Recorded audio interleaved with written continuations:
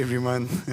Thanks for joining. I'm Philippe Fernandes. I'm a partnership manager at Codoc, and today I'm with Kaja. Hi everyone, you can hear me well, right? So I'm Kaja Zarakowska, I'm heading Medical Diagnostics Innovation at UCB, and I come from Switzerland today to visit you. Yeah, so today with Kaja we will discuss our project in AI, and more specifically in a rare condition, TK2D. Kaja will introduce you this rare disease in the following slides. Our objective is to develop a method to accelerate the diagnosis of patients using local health data warehouses and phenotype similarity. So I don't know how, maybe to pass the slides. I think it's this. Comment on passe les slides?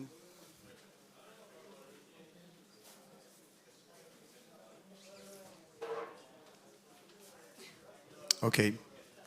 I don't know how it works. So it's us.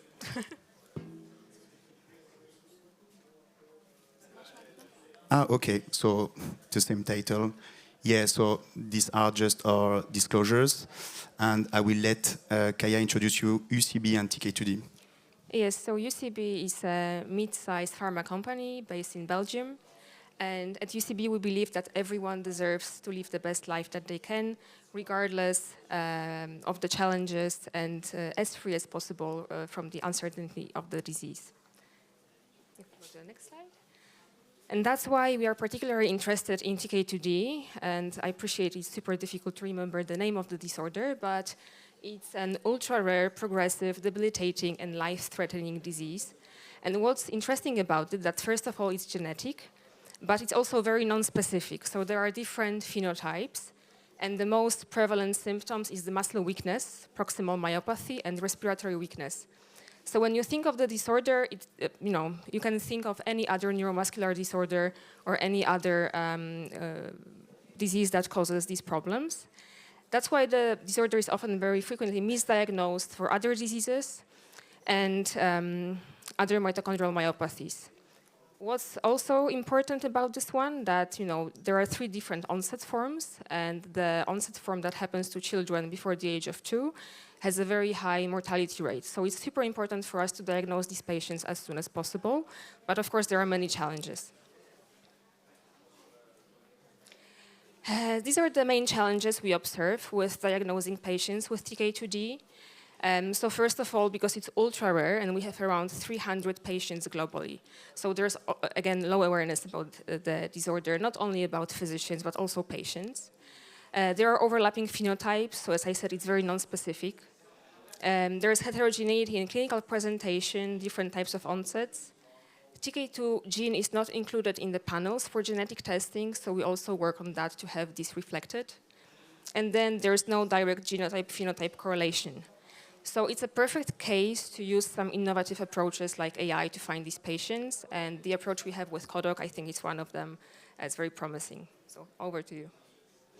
Thank you, Kaja. So as mentioned, Kaja, TK2D is very hard to diagnose. So we wanted in this project to use a technology that we developed at the Imagine Institute to compare patients between them based on medical knowledge and medical concept directly extracted from medical reports. So all the work that I will present today has been developed at the Imagine Institute as a basis, notably by Nicolas Garcelon. He's the co-founder of Codoc and the head of data science team at Imagine Institute. And he created many years ago a clinical data warehouse called Doctor Warehouse that enables clinicians to easily explore and search information in the patients that have been to Necker Hospital. The objective is really to facilitate the exploration, notably in the free text clinical narratives that we know in rare disease are very important. So today, this clinical data warehouse has around 1 million patients and more than 10 million documents. What we do with this textual information is that we will extract medical concepts from the narrative records for every patient in the clinical data warehouse. We can, by doing this, have a phenotype of the patient, and we can also aggregate the concepts to have phenotypes associated with a patient population. And based on this phenotype extraction, we will compare the phenotypes from people in data warehouses with an archetypal patient that we will create with scientific experts and concepts from previously diagnosed patients to see in real life how the clinician describe these very specific patients. And the algorithm will just compare the similarity of the phenotypes, and the ones that are the more similar, they will be listed and presented to the clinicians that can then diagnose the patients. For TK2D, we have already set up the scientific board. So to have the best expertise on this project, we asked it to data scientists, neurologists, and geneticians from very expert centers to join the scientific committee. And they already helped us to create archetypal patients. So for TK2D, we designed 2 different archetypal patients. I said, Kaja, there is different forms. Here we will focus on the early and the late form to find similar patients. We have the concepts, the archetypal patient, but we need the data from the hospitals. And in this project, we will work with 2 CHU in France, the CHU of Angers and the CHU of Caen. Both of them have a clinical data warehouse with millions of documents that we can analyze in this project.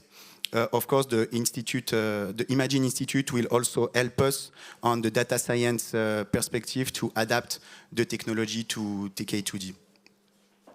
This is where we are now, and we will test the algorithm in these 2 centers for a first step. We will publish the results following this adaptation step. And as a perspective, our objective is also to address the largest population possible. So we will already test 2 centers, but then we can duplicate the algorithm to other centers that have clinical data warehouses in France. We can also translate the medical concepts in the algorithm to other languages, like German or English, for example. And we can also use the network of Codoc. So Codoc is also a company building the clinical data warehouses. We have more than 20 centers now in France, equipped with the clinical data warehouses that have been in the same model as the ones developed at Necker Hospital. So we can implement the algorithm to detect TK2D patients, but this time in real time with real-time data. So it's also another perspective. And that's all for us. Thank you for listening, and we can take some questions if you have.